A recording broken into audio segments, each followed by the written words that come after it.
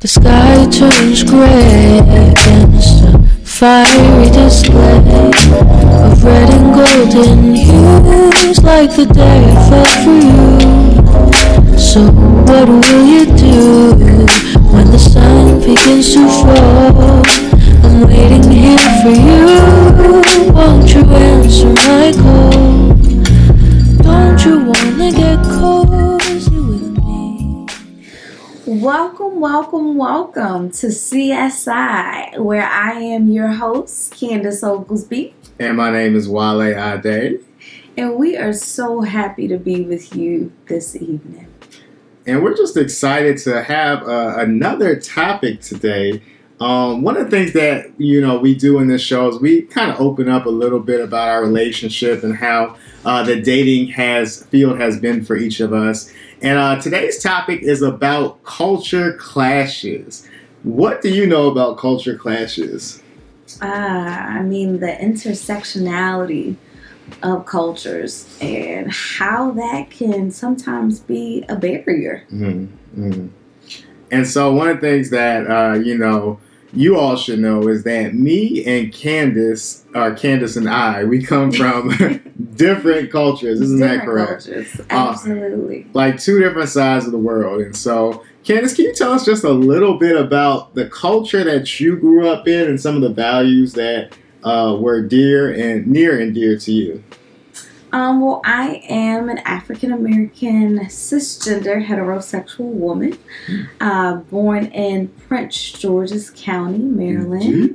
And I have two parents that have been married, a mom and a dad, who've been married for 35 years at this point. And so I grew up in a Christian Baptist household, which is ingrained in me. And so that is just a little bit about my culture.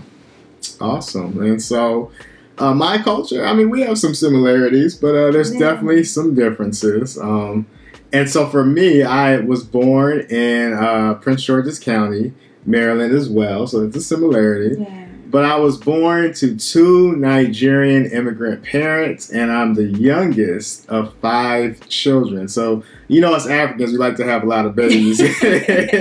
So there's no such thing as a small family a lot of times in our African circles. But one of the things that I realized is from an early age, it seemed like, for immigrant parents, and I'll say for my parents, they raised kids in America, but the household was Nigerian. And so right there, even in my own upbringing, there was a clash because there's a culture when you come through the door, right? But as soon as you leave the door, there's another culture. And so, so some of the things that I grew up around, whether it was around my immediate family or my extended family, were the culture of the Nigerian culture. And so 2 parents, I have both my mom and my dad. And I think being the youngest as well, I think I should throw out there that I am Seventh-day Adventist. And so therefore, there's also a culture as clash, as Candace opened up that she grew up Baptist. And so there are certain differences that we had to navigate through. And so I'm wondering, what are some of the things that you feel you had to adjust to as you experienced me from a different culture?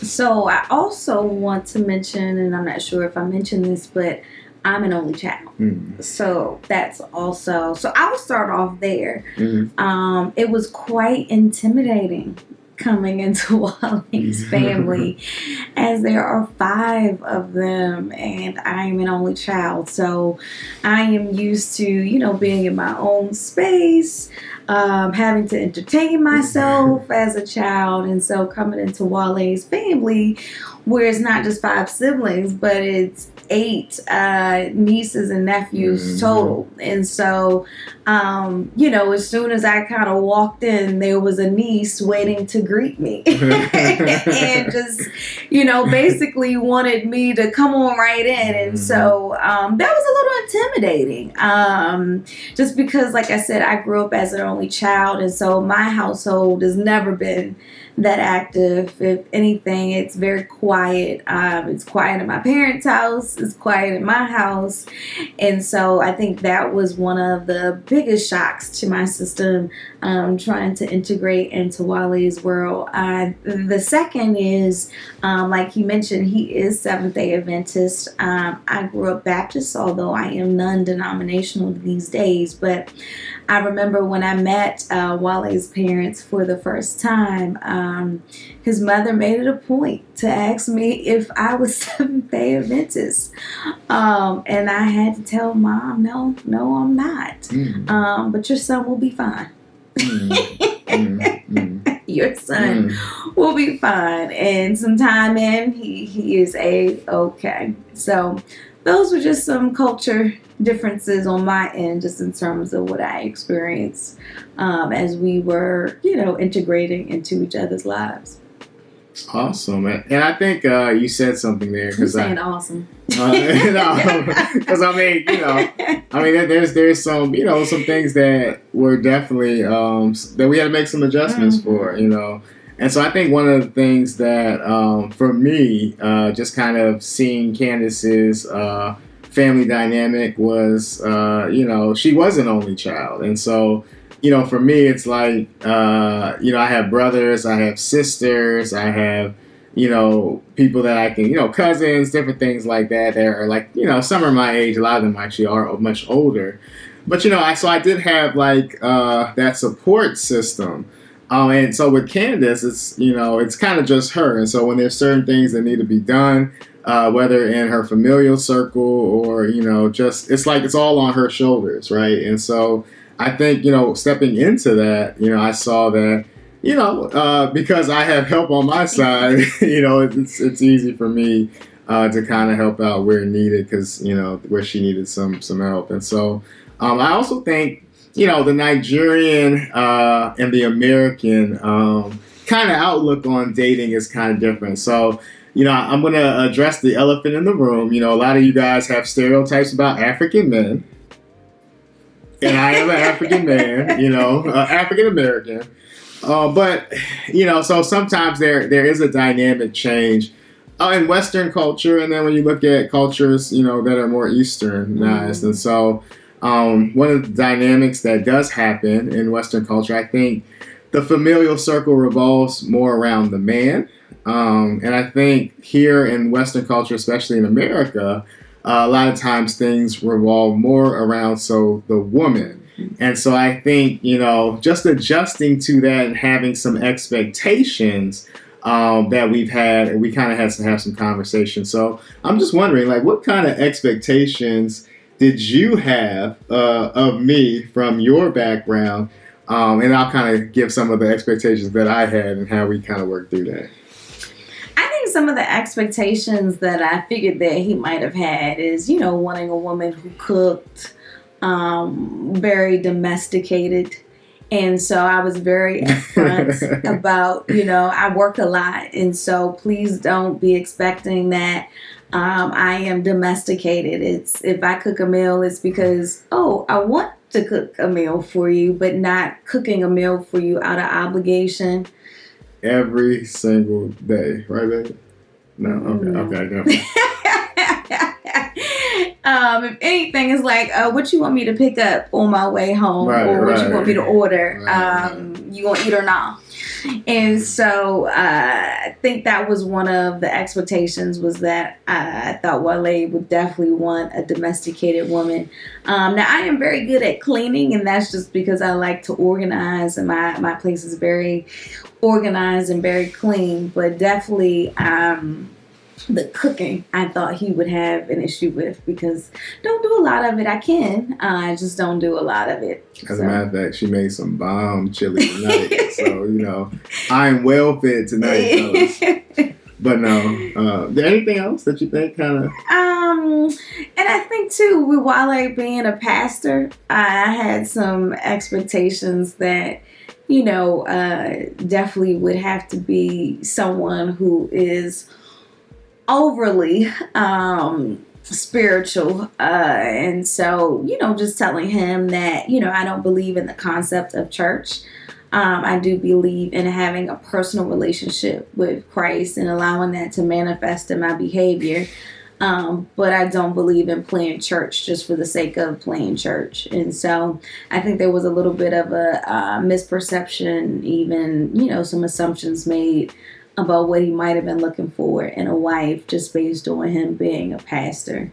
And so it was helpful to be able to have those conversations very early on in our relationship, so we knew where the other person stood. So definitely that was helpful. So I think for me, some of the expectations that I may have had, weren't necessarily like what she was thinking. One thing that I do like to cook. Now I'm busy, so I don't cook all the time, but I do like to, kind of try new things. And when I have the time, I like to cook. So, I mean, that wasn't a big thing. One thing I wash his dishes. And I wash dishes, right? So I'm very domesticated, But one thing I love about my mom, is that, I hear a lot of women be like, I don't need no man, right? But when I grew up, my mom taught me how to cook, clean, iron, do all that other stuff. So by the age of 5. Yeah, right. So I was walking around like, I don't need no woman, you know what I'm saying? And so, I mean, it's cool, and I think that kind of helps in our dynamic that, I can cook more often. But like she said, she's an excellent cook when she cooks. So, I mean, it's, hopefully we'll see a little bit more of that, in the future. But I think it's cool. I think the Nigerian aspect did kind of cause some conversations because I think sometimes there was expectations I think on both ends.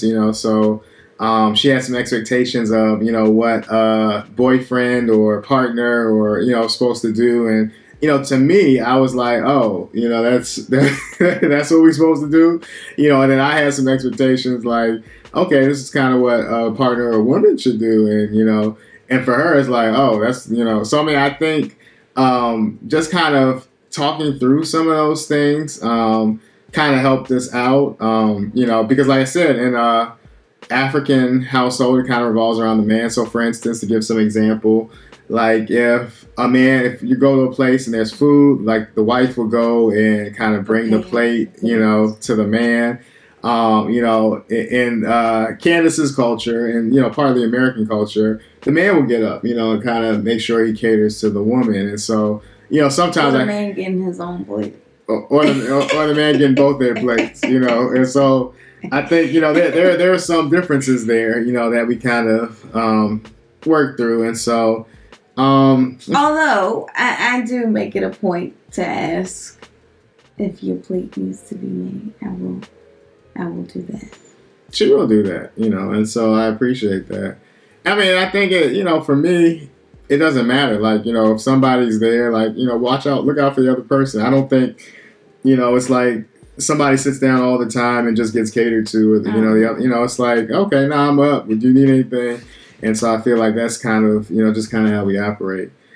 And so, there are some, differences also, like she was talking about when it came to, Seventh-day Adventism. And so for me, I do believe in church, but, if you ever had real conversations with me, I believe that church is just not happening the way that it was intended to happen. And so I think there's been a bad taste that's been left in people's mouths for church because of kind of the priorities that have been set forth. And so for me, I do believe that Adventism has basically a lot of things that are in line with the Bible. There are, certain things that I feel that sometimes, the way we handle things, the way we do things that I don't necessarily agree with, but I, feel like I can be that change to some degree because I think sometimes people see me and they're like, "You're Adventist?" And I'm like, yeah, So I mean, I don't know what that means. Sometimes I feel like sometimes we might have a bad rap out there, but yeah, I am Adventist, and I just try to do and follow, kind of the teachings in the Bible. So, and I think that was also another cultural accommodation we had to make was, Seventh-day Adventism. They, congregate on Saturdays. And, that was very different, for me because I'm used to, being in church, taking a day of rest typically on Sunday. And so it's, how do we support each other in that? And so there'll be times where, I will be at church with Wale on Saturdays, just to kind of let them know, like, I'm here. Like, yes, this is not something that I typically do, but I will show up because I love you, and I want to be supportive of you. So. Yeah, and so I appreciate that. It's not easy, being in a relationship with a pastor, there's so many things. And I think that's even something, that we still probably have to navigate in the future because we haven't really fully, I am in person basically every Saturday. But, the pastor has to deal with a lot, and I think this pandemic kind of helped me slow down, but, just kind of having her see like some of the things that happen. And then I think also there's that fear, that at least I have. I tell her all the time, I don't really like attention. And so being up front. This podcast. Yeah. I mean, this is, I mean, I don't like attention. Let me just say that. And so, even though I am doing this podcast, it's like, I'm a background type of guy, but, God just put me in this place to be up front in front of the camera. And so I think, that comes with certain things, and so I think as, things start to open back up, I feel like there are certain things that we'll still have to navigate with that. But I mean, I'm excited. I like to communicate. I think communication is one of the biggest things that we need to navigate those situations. And so I think me and Candace have a good synergy. And so, we talk about almost everything, if not everything. Mm-hmm. So I feel like, I think we'll be able to navigate through it. But I mean, those are some of the things that I think we've experienced and some of the clashes we have. I'm wondering if any of you have ever dated somebody of a different culture, or maybe you've dated somebody who just has a different type of family or a different background. We kind of want to hear your story. So go ahead and put your comments in there. What are some things that you had to experience? And what are some things you had to talk about? And what would you suggest to somebody if they were going to date somebody of a totally different culture? And Candace, is there any suggestions that you have for people if they are? Yeah, I was going to say, what do we want to leave the people with as far as how to navigate relationships where you have people from different cultural backgrounds? I think one of the things that you hit on the nail was this idea about there has to be communication. I think that can be a lot lost in translation when there is assumptions. Mm-hmm. And I know that you and I have both been perpetrator of assuming things. And so, you. Uh-huh. And so even with the communication, that has been helpful where it brings clarity, to the relationship and where each person stands as it relates to different cultural traditions, values, systems, and what's, held of importance. So I would definitely say make sure you communicate. Yeah, I would just say kind of, I think it goes along with the lines of communication, but just, make sure that you have hard conversations, and don't let things linger because, a lot of times we might have expectations and we don't say anything, and so when we don't say anything, we have these expectations. They kind of festers, and the next thing you know, we're getting upset, right? Because this person's not doing what we expected them to do, even though we never verbalized, what those expectations were. And so I think also you have to be humble, to some degree. Understand that your culture is not better than anybody else's culture. It's just culture, right? And so therefore, there are differences. Kind of work with the similarities and talk through the differences. And I think, and be open to the other person because there's some things that might sound wild and crazy to you, right? But don't be disrespectful of somebody else's culture. Be open, listen, and be more curious. Ask questions about, the culture than, kind of judging where people come from. I think that'll kind of help go a long way. But is there anything else you want to leave with the people with? And I think, one of the things that we talk about challenging each other with is just leading from a place of curiosity and compassion. If there is something that you don't understand about that person's culture, get curious about it. Why people, live the way they live. Why do they uphold the values that they uphold? But then also offer, or follow up that curiosity with compassion. Mm-hmm. Just know that people have led different lives. People have different backgrounds. People have different struggles. people have different traumas. And so that's all a part of, you know, that makes that person who they are. And so I think that would just be my last commentary for tonight, is just leading from a place of curiosity and compassion. Awesome, awesome. Well, do we want people to like and subscribe to our channel? I mean, we put out this content for y'all, and so, you know, we just want to ask y'all, you know, if you like this content, if you, you know, are enjoying, you know, whatever, leave a comment, let us know. You know, we're open to new topics to talk about. So just leave a comment, like, subscribe, share with your friends so that we can get this conversation going on, you know, kind of just helping navigate through our own relationship and also, you know, answering and helping questions as much as we can for yours. And so, once again, this is Wale Ade. Candace Oglesby. And this has been another edition of CSI. We're so happy to have you. I was going to say Courtship, Spirituality, and Intimacy. CSI. And so, yeah, so we're glad that you could join us tonight. We hope that you have a great night. Good night.